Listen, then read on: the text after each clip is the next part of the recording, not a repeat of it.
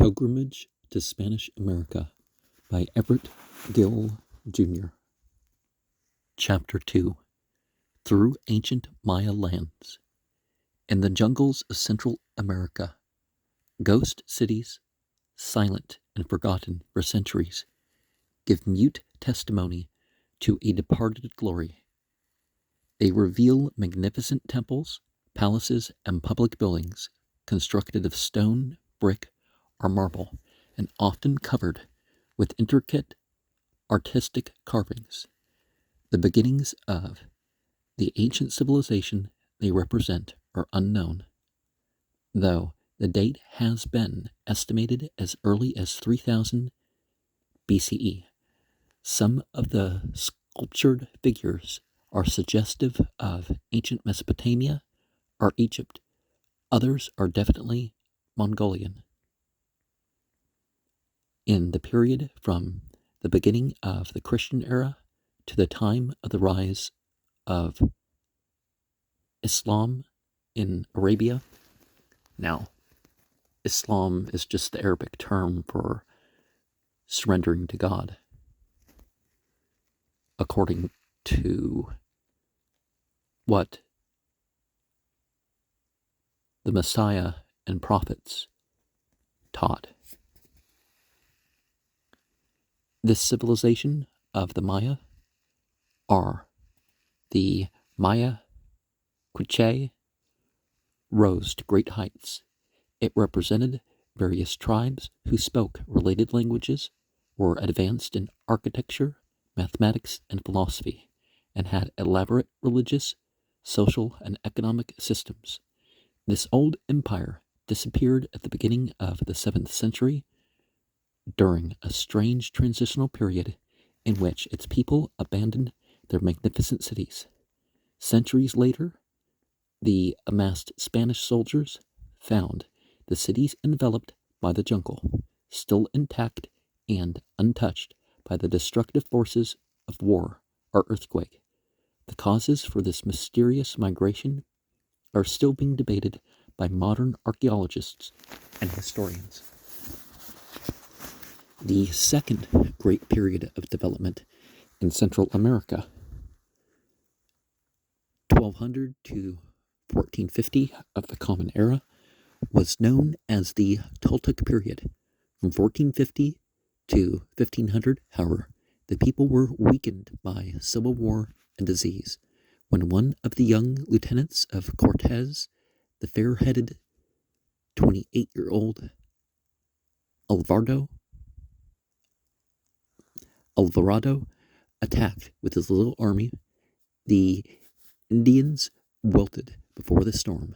With only 200 Spanish foot soldiers and 135 horsemen, Alvarado was able to defeat an army of 30,000 Indians at Quetzaltenango in western Guatemala.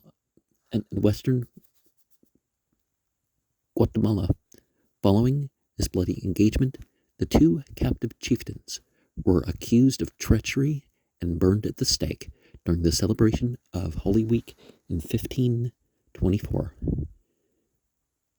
The name of the first capital was changed from the short Indian name Ejimeque to the florid Spanish title, the very noble and very loyal city of St. James of the Knights of Guatemala.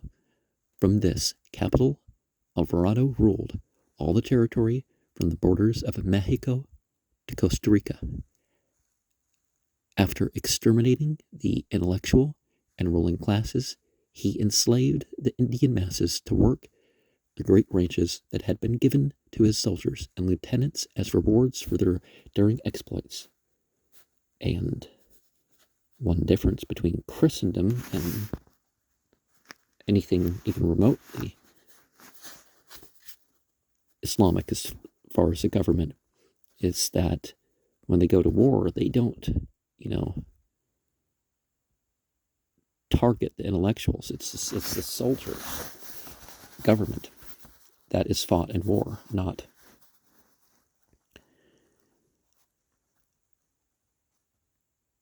When news of Alvarado's death in a military campaign in Mexico reached his widow, Donna Beatriz, she commanded the council to appoint her as governor in his stead.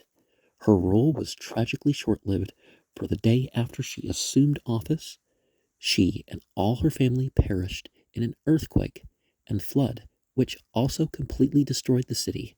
The survivors chose a new site 3 miles away, known today as Antigua in Guatemala. Here, one of the most beautiful and elaborate cities of the New World was constructed. All the skill of Spain's architects and artisans was dedicated to the task, and the silver of Mexico was spent lavishly to erect its 60 Catholic churches, the government houses, and the palaces for the captains general of the colony. At the height of its glory in 1773, the city was torn asunder by another devastating earthquake. Its elaborate ruins still speak of Spain's vanished glory. The long generations of Spanish colonial rule ended with the movement for Mexican independence in 1821, only to be succeeded by years of dictatorship under the Mexican Emperor Iturbide, whose power extended throughout Central America. In 1824, after Iturbide's fall, a federal republic comprising 5 nations was constituted and called the Republic of the United States of Central America. Its second president was General Morazan, representing the Liberal Party, who promoted education and immigration, but aroused the fury of the Roman Church by abolishing the monastic orders. When his rule came to an end in 1840, the new federation collapsed. Since then, each of the 6 Central American republics has followed its own distinctive course, although a movement for reunion has continued to this day and may sometime become a reality. However, strong nationalistic sentiments and the personal ambitions of political leaders will make it increasingly difficult for this dream of a century to be realized.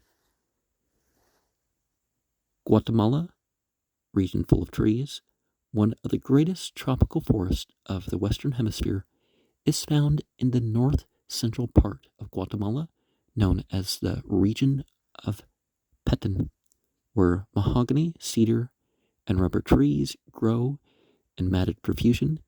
It is small wonder that the Indians called this land the region full of trees. In these same forests, over 900 varieties of birds flash their bright-hued wings, among them the exotic quetzal, which appears on Guatemala's national emblem.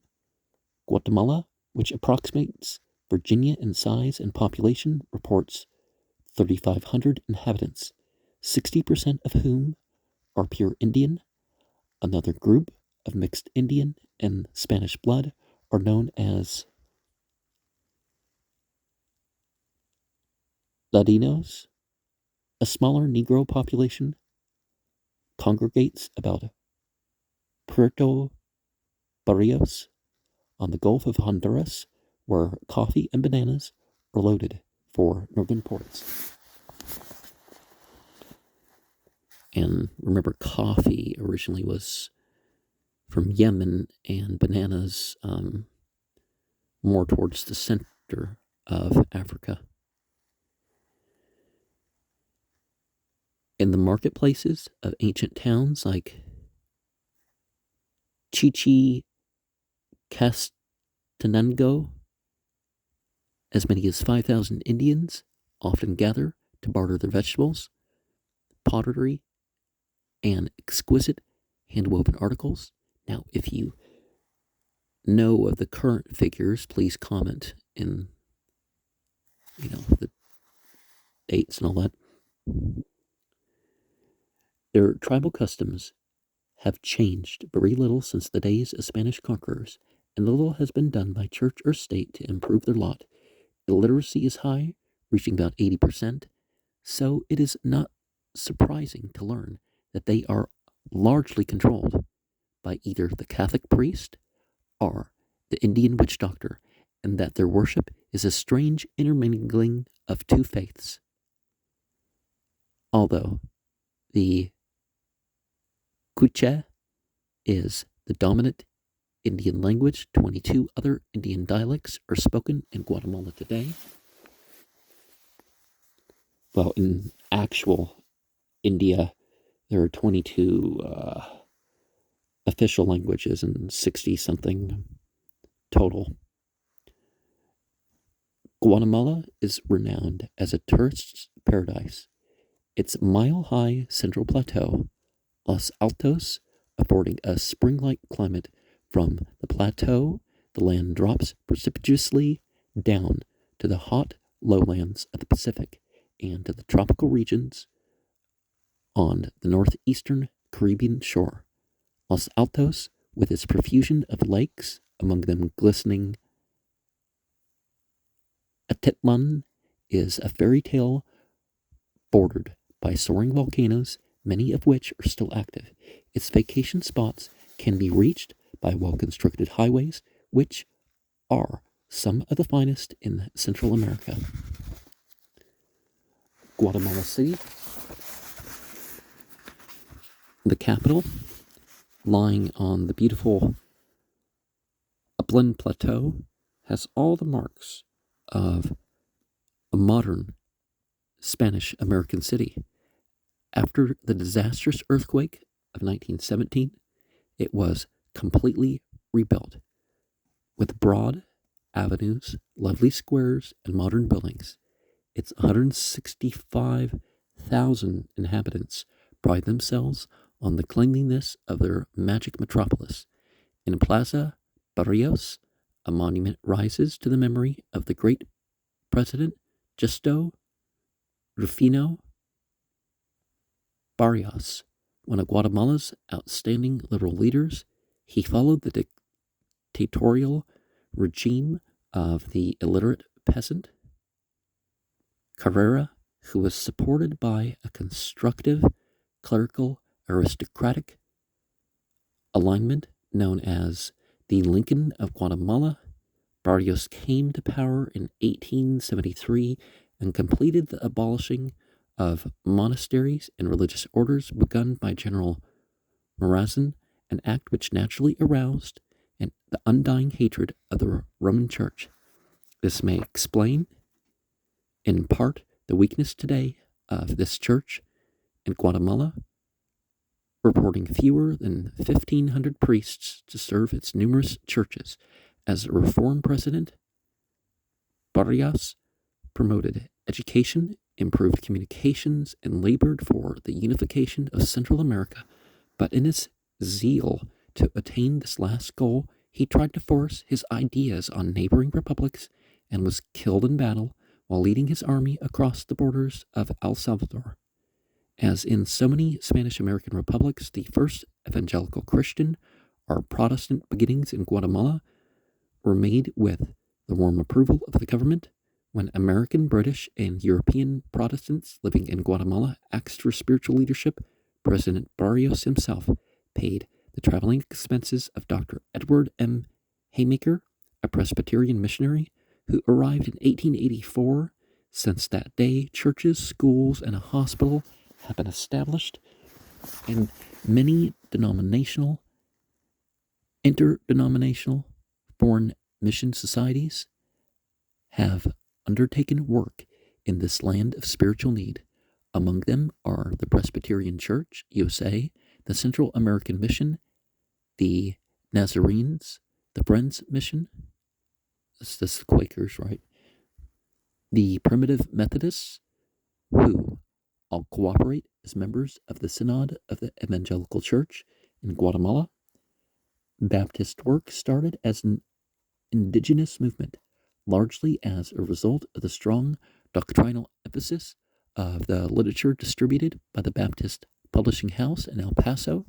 This literature is widely used throughout Latin America, and its loyalty to Bible teachings, believers' baptism, the spiritual democracy of the individual, New Testament churches, the symbolic Lord's Supper, found a ready response in the hearts of many. Now, versus a literal transmutation. Churches which were Baptist in theology and polity were organized in Guatemala long before our missionaries arrived. Dr. Paul C. Bell of the Home Mission Board was invited to confer with these congregations in 1946 and to assist in organizing the Guatemalan Baptist Convention. In 1947, Reverend and Mrs. W.J. Webb, after 6 years of service with the Mexican Mission, became the Southern Baptist Foreign Mission Board's first missionaries to Guatemala. Cooperating with a small group of Guatemalan pastors, they serve about 14 churches with the constituency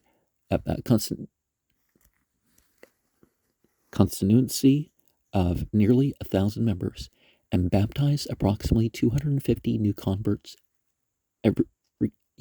each year. A small Bible Institute meeting in one of the churches of the capital city is preparing an instructed leadership for future days. 2 of the Baptist churches are composed entirely of Indians and, natives, and one of them reported over 80 baptisms in 1 year. It is encouraging to note that among these descendants of the ancient Mayas, a healthy spirit of independence exists, and that great emphasis is placed on evangelism and self-support in the Guatemalan churches. Missionary Webb sums up 1 year's activity briefly and vividly. This past year, we experienced 1 big revolution and 5 attempted ones, 1 big flood and many little ones, 1 big inflation and numerous minor ones, 1 big continuous advance in our Baptist work in spite of many big and little adversities. Honduras, land of great depth. Columbus, on his last visit to the New World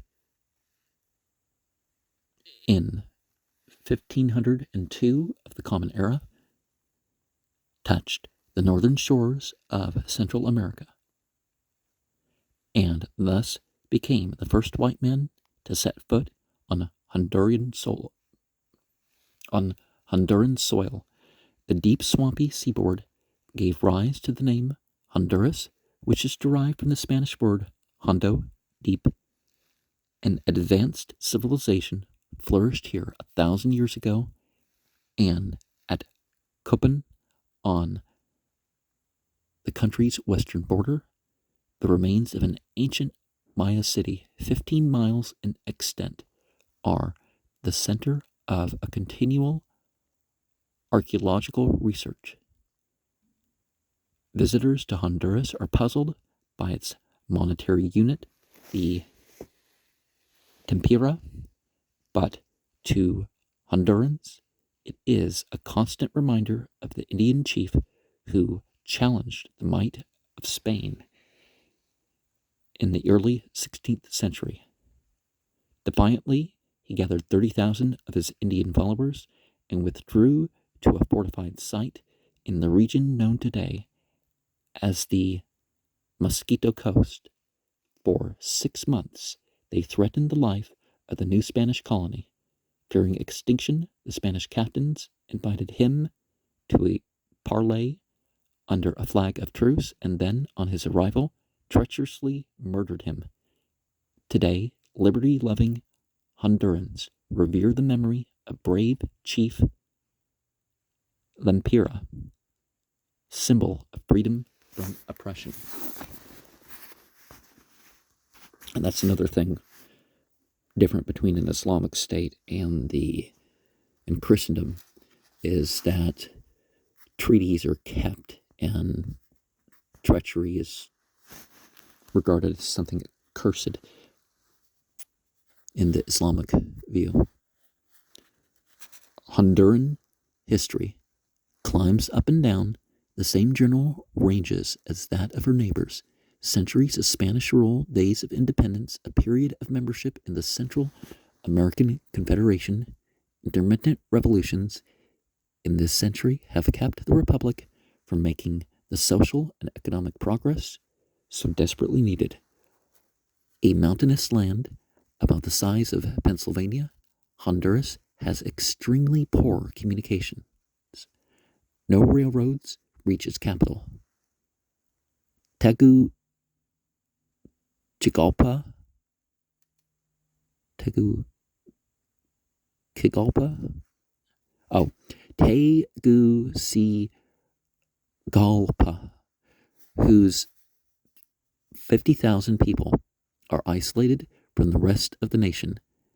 The 800 miles of track are all in the northern part of the country and are used largely by the American banana companies, which furnish about 4/5 of all the bananas sold in the United States. Mahogany is another important export. Some of these giant trees, rising to a height of 100 feet, a few miles northeast of the capital, are the famed Rosario mines of San Juancito, from whose depths nearly $60 million worth of gold and silver has been extracted since the close of the last century. These mineral deposits have given Tegucigalpa its lovely name, the Hills of Silver. The 1.25 million inhabitants of Honduras are largely Indian or mestizo Spanish Indian. For the most part, they live in small, inaccessible villages. Honduras is unquestionably a land of great depth, but far deeper than the waters off its shores, deeper than the tunnels of its silver and gold mines, is the moral and spiritual need of its people, a need that 4 centuries of domination by the Roman Catholic Church has failed to meet. Well, people sort of have to meet it on their own in a way. Evangelical Christian missions, because of the frequent revolutions and the lack of adequate transportation, have in large measure bypassed Honduras. In view of the fact, however, that religious liberty is now officially guaranteed and that the Roman Church has lost much of its prestige and power, Honduras presents an opportunity for immediate missionary advance. Along with a few other scattered evangelical groups, 3 small Baptist churches bear their faithful witness, one in the capital, the other 2 near the Pacific coast. Missionary W.J. Webb has general supervision of this field, as well as of Guatemala. He describes a strenuous missionary journey on which he traveled 6 days by horseback and visited only half of the mission points of one church. 2 of these 6 days he rode all day in a steady downpour. Although it rained every night, large crowds attended the services, and there were professions of faith in practically every meeting, and 10 baptisms in the San Marcos Church. The mission in San Antonio, Flores, reported 7 preaching stations. A lay preacher, a tailor by trade, attends them, traveling 70 miles on muleback to visit them each month. It also takes a month to visit the 3 churches and the 17 large missions, most of the travel being done by horseback over hot, malarial lowlands and wild, rocky, mountainous terrain. In calling for volunteers, Mr. Webb remarks soberly, young missionaries contemplating Honduras must remember that this is a job for rugged individuals. Any lesser vessels could not spend 15 hours in the saddle by day and still be fresh to sing, preach, and answer questions for 2 or 3 hours at night. One day is something like an outing, but a month of it decides how much of a man you are. Costa Rica, rich coast. The story of Costa Rica is refreshingly quiet and peaceful. No great Indian civilizations arose within its borders. No cruel conquistadors came to crush and enslave it, and few wars have left their bloodstains on its soil. Coronado, known as the gentle conquistador of this area, encouraged homesteading, imported farm animals, and planted his fields. Unfortunately, few of his successors possess the same fair vision. Far from the viceregal splendor of Mexico or Peru, great feudal landowners were not numerous, and many Indian villages continued to hold their land in common. Independence from Spain came without bloodshed, since Costa Rica was then a part of the Viceroyalty of Mexico, where most of the struggle against the Spanish crown had taken place. She formed part of the Central American Confederation, but with the other members severed relations and became an independent nation. Today, Costa Rica prides herself on having more teachers than soldiers and conducts one of the best educational systems of Spanish America. It is not surprising, therefore, to learn that many men of literary talent have come from this republic. Advanced economically, supported by her banana and coffee industry, she is not plagued with the same tragic extremes of poverty and wealth so prevalent in other republics. Most of her 800,000 people live in the high central plateau, which covers 3,500 square miles.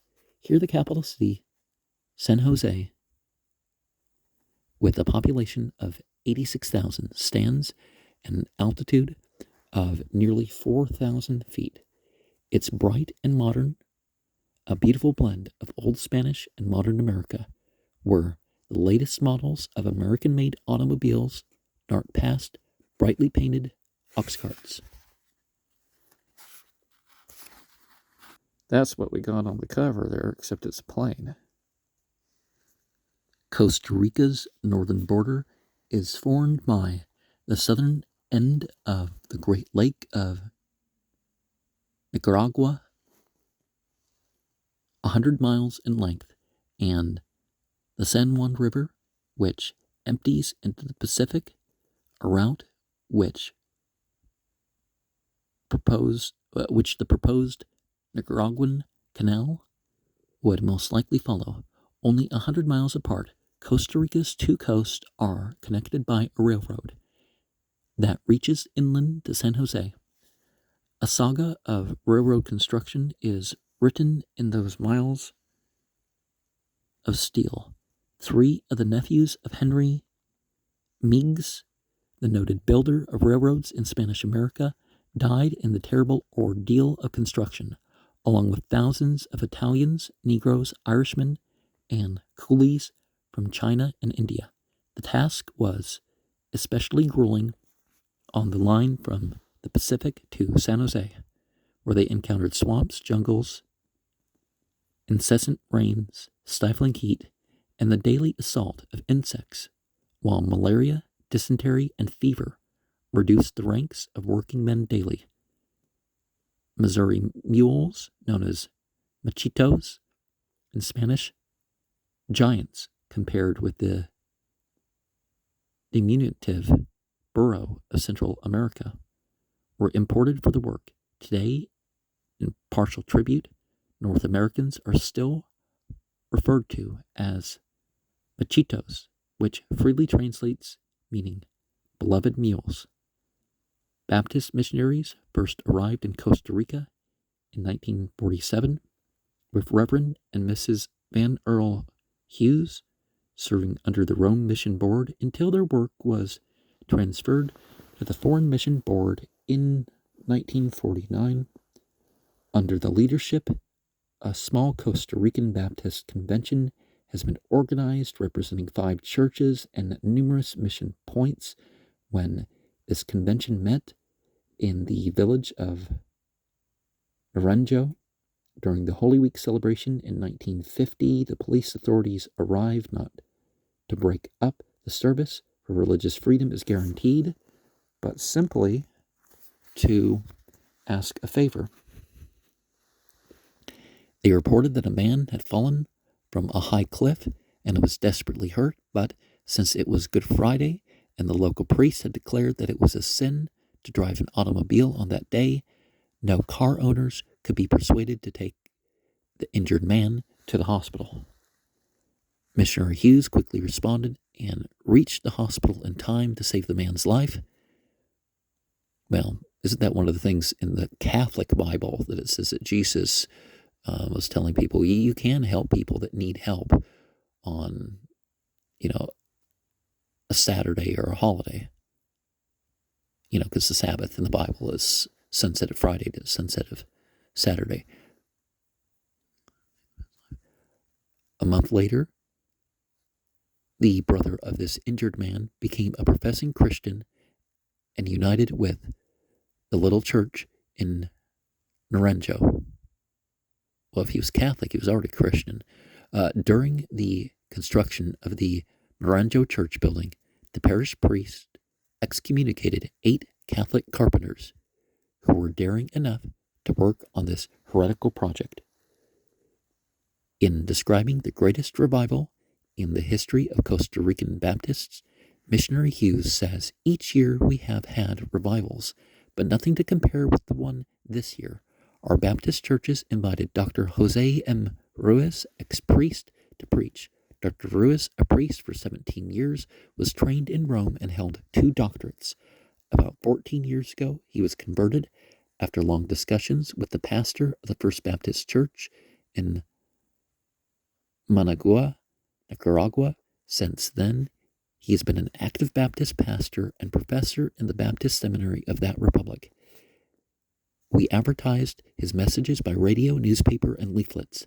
His sermons, simply spoken but very profound in thought, were inspirational as well as informative. He spoke on the vital errors of Roman Catholic teaching, and the people thronged to hear this ex-priest expound first what the Roman Church had taught him, and secondly, what he had discovered from studying God's Word. He did not criticize in a disrespectful way, but was very thorough in his exposition of both sides. He was with us in our several Baptist churches more than a month. The people came in such crowds that our chapels were packed, and many listened through the windows from the outside. There were many professions of faith, and the pastors have been busy following up these converts with a large percentage attending our services regularly. The results were so alarming to the Roman Catholic Church that she went to the radio and the press to inform her people that it was absolutely prohibited for a Catholic to hear this Dr. Ruiz or read one of the Baptist tracts. Furthermore, on the radio, they called Dr. Ruiz the second Judas because he had betrayed the true church. But with all this, people came in larger numbers. Not only did the common people come, but we had a large number of doctors, lawyers, school teachers, and some political leaders of distinction in the present government. San Jose is also the home of a first-class Spanish language school for evangelical Christian workers, which all Southern Baptist missionaries to Spanish America are required to attend for 1 year before scattering to their posts of duty in 12 republics from Mexico to Argentina. Central America is, therefore, assuming an increasingly important role in the development of our Spanish American missions. In 1950, the following appointees were enrolled in this institution. For Argentina, Dr. and Mrs. S. Herbert Cockburn, Reverend and Mrs. T.C. Hollingsworth, Reverend and Mrs. R. Boyd Robertson, Miss Helen Nixon, and Reverend and Mrs. James O. Watson. For Chile, Reverend and Miss William P. Andrews, Reverend and Mrs. Reuben I. Franks, Reverend and Mrs. Hubert L. Hardy, Jr., Reverend and Mrs. Marlon Russell Hicks, and Reverend and Mrs. Hubert K. Middleton. For Colombia, Dr. and Mrs. George H. Colmar, and Reverend and Mrs. Ben H. Womaker. For Costa Rica, Reverend and Mrs. Charles W. Bryan. For Ecuador, Reverend and Mrs. Gareth Albert Joyner. For Mexico, Reverend and Mrs. J. Wilson Ross. For Paraguay, Reverend and Mrs. Leland Harper, Reverend and Mrs. William A. Hickman, Jr., Miss Wanda Ponder, and Dr. and Mrs. William Skinner. For Peru, Reverend and Mrs. Robert L. Harris. For Spanish America, but unassigned to a particular country, Reverend and Mrs. William A.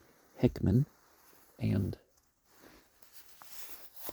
one of the things that the Protestant movement has particularly done in the past century is they've stepped away from that Christian, which is biblically based, of not renaming women, but I guess it started with renaming the slaves, right? They renamed the slaves to indicate ownership. But the women, unless their name is something of disbelief, they're not supposed to be changing it when they get married.